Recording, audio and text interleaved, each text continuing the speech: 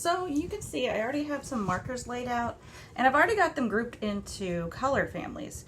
Now most of you should remember, we've talked about it since you were tiny little kindergartners and now you're fifth graders. I can't believe you guys are already fifth graders. That's nuts.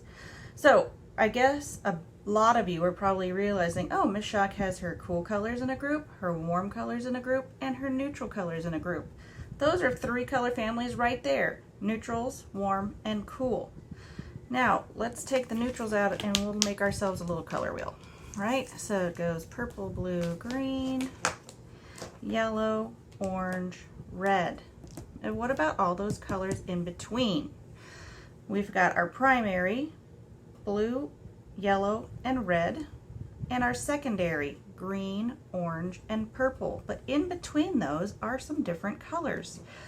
So we learned that yellow and orange make yellow-orange. Red and orange make red-orange, right? Then between blue and yellow make a yellow-green. Oh, did I do that right? I sure didn't. Okay, I knew something was wrong. There, that makes a lot more sense. So there's my yellow-green. And then in between my blue and my green, if you mix those two together, you get a blue-green. And then between blue and purple is a blue-violet, right? So let's see, this one is indigo. Some people might call it indigo, but it's more blue-violet. So I'm gonna put this indigo because that is actually more indigo. Is more blue-violet. And then last but not least, we've got red-violet. Those are our tertiary or intermediate colors. They're the colors that you get when you mix these two together. Now, you're going to do your art project. Each square, you're going to choose a different color family. And I haven't even talked about all of them yet. Let's get back to that.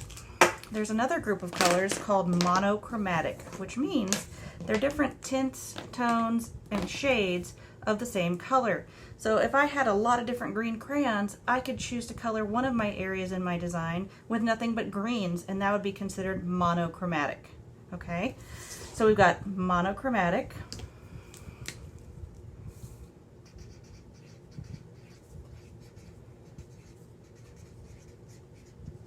primary,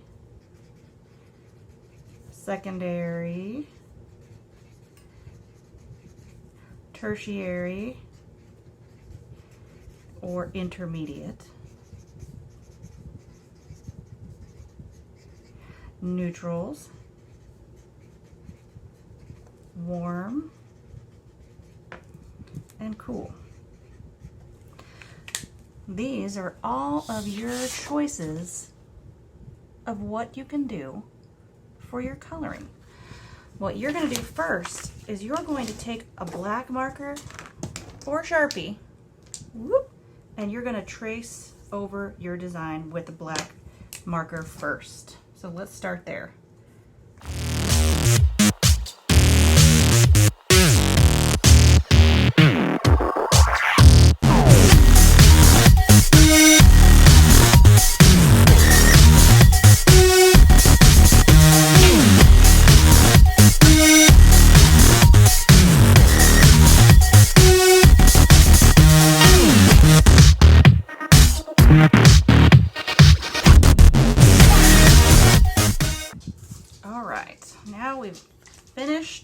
Tracing in black.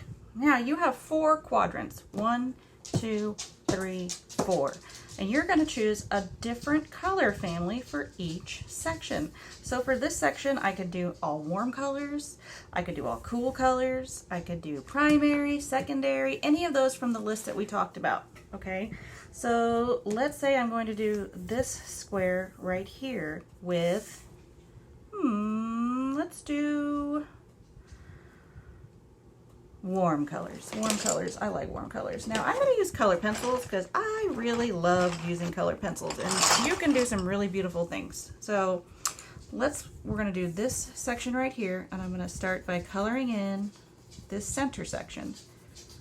Now when you push hard with your colored pencil, your color will be nice and dark.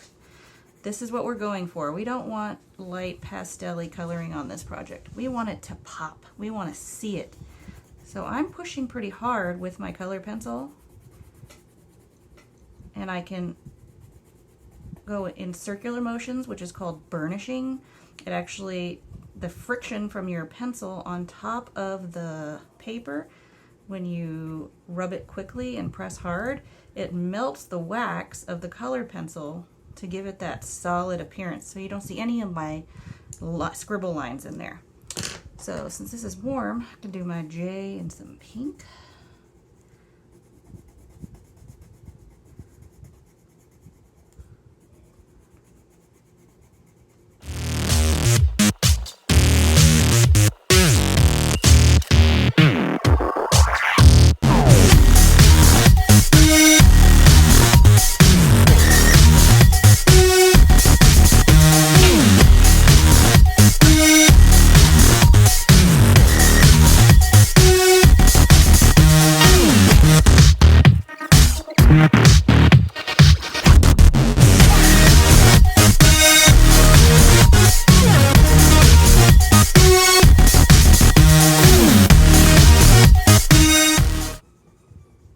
Okay, so you can see I've completed this fourth or quadrant of my paper with warm colors.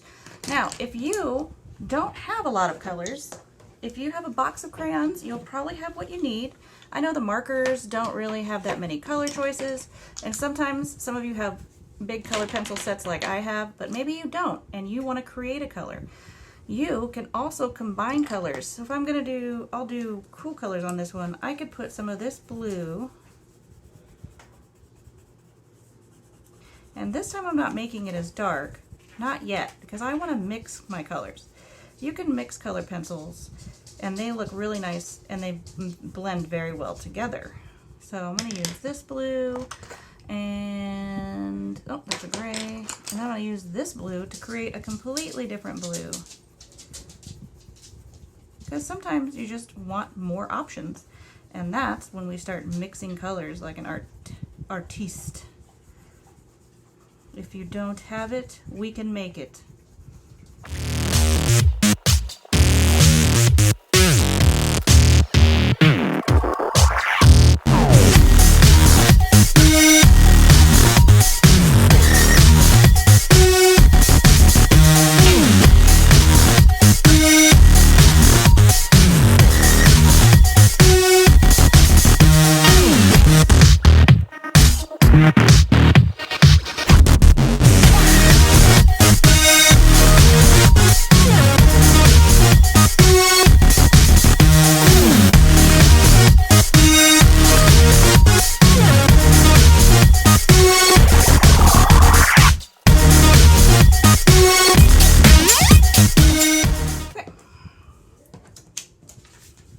I've got warm and cool.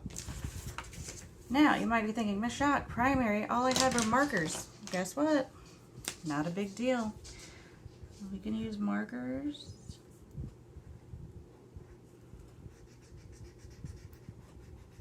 And you can repeat colors. It's okay to repeat. Oops.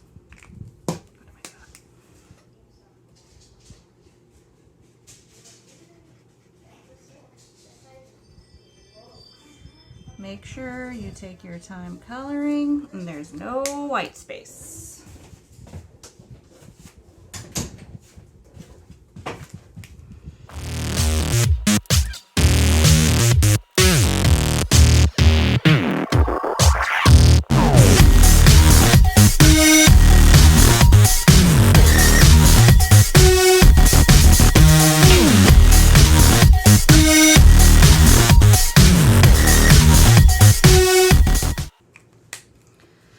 So for this section, I used primary colors, and I only had 3 colors, so I had to repeat. But you can see what I did is I used yellow on all of the part that was the letters of my name, which actually kind of emphasizes that and makes it stand out, where I can still see that my name is there, or that it kind of repeats and makes a rhythm. So sometimes you can choose the colors, sometimes you can use those colors to emphasize certain parts of your artwork that you want to see. All right, so my last quadrant, I think I'm gonna do, I really like the way that turned out, so I think I'm gonna do secondary colors.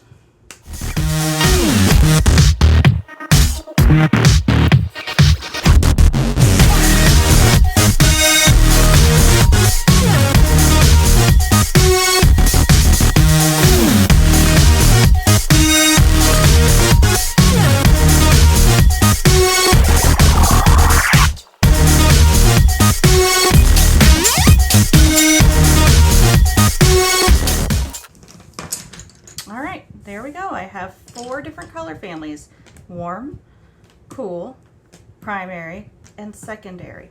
Now remember, you have lots of different choices for your color families, okay? You can choose any 4 of those. Now, I do suggest that if you are using markers and all you have is a black marker, do this part last, because the colors will bleed when you put them up against the black marker. But if I do this last and go over my design, then it'll be a nice clean finish. All right guys, I can't wait to see your artwork this week. This week you will be turning this part in. This will probably take a little bit of extra time, so on Friday you can use that as a catch-up day to get everything done if you need to. All right, see you later.